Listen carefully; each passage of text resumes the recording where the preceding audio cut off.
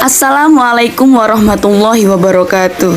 Saya Meira Safira Salsabila dari D3 Keperawatan Stikes Banyuwangi. Di sini saya akan menjelaskan tentang metabolisme dan pengaturan suhu.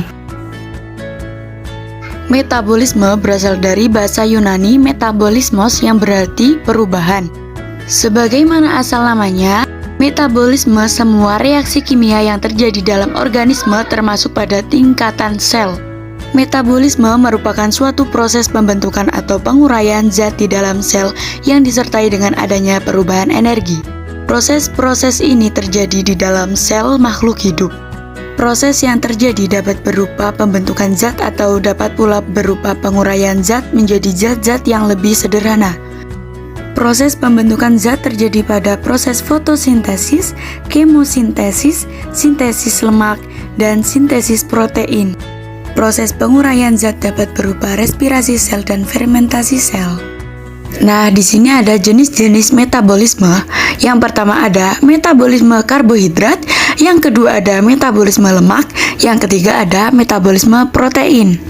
Metabolisme karbohidrat yaitu mencakup penguraian atau katabolisme, sintesis atau anabolisme, dan perubahan bentuk karbohidrat dalam bentuk organisme. Bentuk karbohidrat yaitu glukosa akan diurai menjadi senyawa gula sederhana yaitu monosakarida. Saat makanan dicerna dalam tubuh, karbohidrat akan melalui proses hidrolisis yaitu proses penguraian menggunakan bantuan air. Pencernaan karbohidrat tersebut terjadi dengan cara penguraian senyawa kompleks polisakarida menjadi senyawa sederhana monosakarida. Setelah itu ada metabolisme lemak. Metabolisme lemak adalah proses di mana asam lemak akan dicerna kemudian dipecahkan untuk menghasilkan energi atau disimpan di dalam tubuh sebagai cadangan energi. Proses metabolisme lemak terjadi di dalam usus dan dibantu oleh enzim lipase yang terkandung di dalam usus. Setelah itu ada metabolisme protein. Metabolisme protein merupakan proses kimia dan fisik yang mencakup pada perubahan atau anabolisme, proses menjadi asam amino dan penguraian atau katabolisme asam amino pada protein.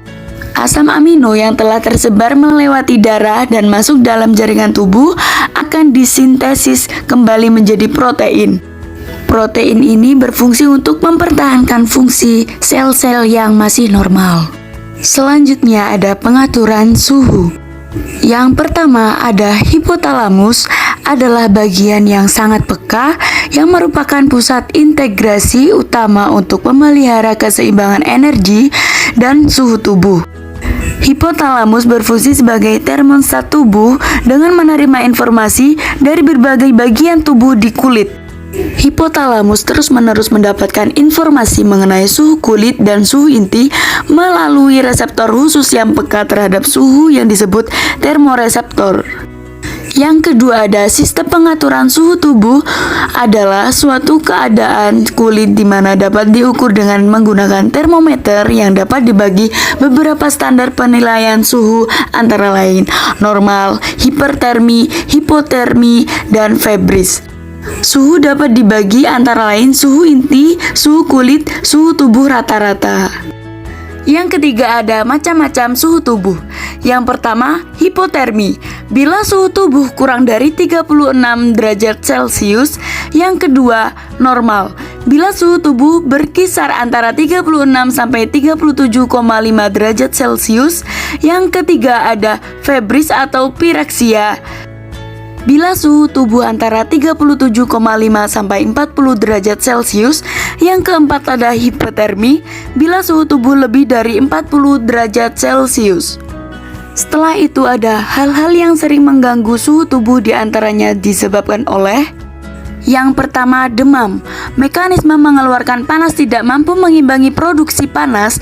Demam terjadi karena perubahan set point hipotalamus. Yang kedua ada kelelahan akibat panas. Terjadi apabila diaforesis yang banyak mengakibatkan kehilangan cairan dan elektrolit secara berlebihan. Yang ketiga ada hipertermia. Peningkatan suhu tubuh sehubungan dengan ketidakmampuan tubuh untuk mengeluarkan panas. Yang keempat ada heat stroke, terpapar oleh panas dalam jangka yang cukup lama. Dan yang terakhir ada hipotermia, pengeluaran panas akibat terpapar suhu dingin.